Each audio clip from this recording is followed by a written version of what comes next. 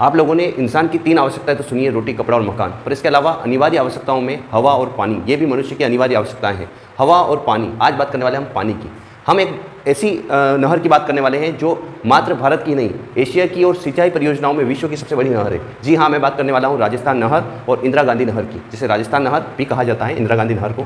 किसी समय इसका नाम गंग नहर था, पुराने समय में इसे गंग नहर के नाम से भी जाना जाता था। राजस्थान के मरु क्षेत्र में अगर हरियाली फैलाने वाली कोई नहर है या पानी का कोई परियोजना है तो वो यही है, गंग नहर, राजस्थान नहर या इंदिरा गांधी नहर। बात करते हैं कैसे हुई इसकी शुरुआत। ये समय था 1899 का, जिस समय यहाँ पर एक समय आया जिस समय यहाँ छप्पनिया अकाल पड़ा। छप्पनिया अकाल का मीन्स क्या हुआ, 1956 विक्रम संवत 1956 था उस समय, इसीलिए उसे कहा गया छप्पनिया अकाल। छप्पनिया अकाल वो समय था जब राजस्थान के मरु क्षेत्र अर्थात बीकानेर, वहाँ का जैसलमेर और हनुमानगढ़ तक के जो डिस्ट्रिक्ट थे, वो एरिया था पूरा का पूरा पानी की कमी की वजह से वीरान हो गया।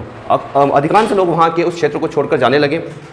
वहाँ पर पानी की किल्लत की वजह से चारों ओर रेत के टीले के अलावा कुछ भी नहीं दिखने लगा।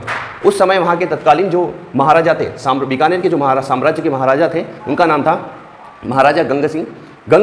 महाराजा गंग सिंह ने इसका बेड़ा उठाया और एक प्रण लिया कि राजस्थान के इस मरु क्षेत्र में वो एक नदी की धारा बहा कर लाएंगे, वो उस क्षेत्र के भागीरथ बनेंगे और भागीरथी की तरह गंगा को लेकर यहाँ पर आएंगे।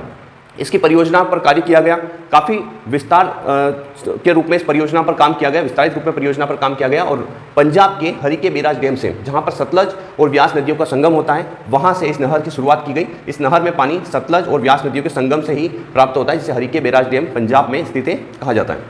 से इस परियोजना के लिए पानी की शुरुआत की गई। धीरे धीरे इस पर कार्य प्रारंभ हुआ और एक हम कह सकते हैं बड़े जल स्तर को पंजाब से होते हुए राजस्थान के कई क्षेत्रों में फैलाया गया।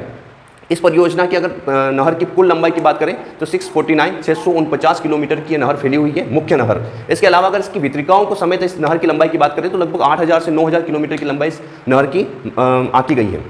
इस नहर से राजस्थान के कई सुने क्षेत्र जो बीकानेर, जैसलमेर और आसपास की कई डिस्ट्रिक्ट थी, जहां पर आज जल प्रदाय और सिंचाई की परियोजनाओं पर कार्य चल रहा है और राजस्थान के उस वीरान क्षेत्र में आज पानी की वजह से हरियाली और लोगों का जीवन संभव हो पाया है। तो महाराजा जो गंग सिंह थे, उसके अलावा एक अहम व्यक्ति ने अपना रोल प्ले किया था, जिसकी वजह से नहर का एक हम कह सकते हैं विशाल नहर का कार्य, जो कि रेगिस्तान के तपते क्षेत्र में, रेगिस्तान के उड़ती हुई रेतीले टीलों के बीच में इस कार्य को संभव कर दिखाए हैं, वो थे राजस्थान के ही इंजीनियर कुंवर सिंह। इंजीनियर कुंवर सिंह उस समय जब परफेक्ट मशीनें नहीं थी, हम कह सकते थे ऐसी टेक्नोलॉजी नहीं थी, उस समय ऊँटों की सहायता से रेगिस्तान के तपते क्षेत्र को खोदा गया, रेत को हटाया गया और एक बड़ी विशाल नहर का निर्माण कार्य वहाँ पर प्रारंभ किया गया।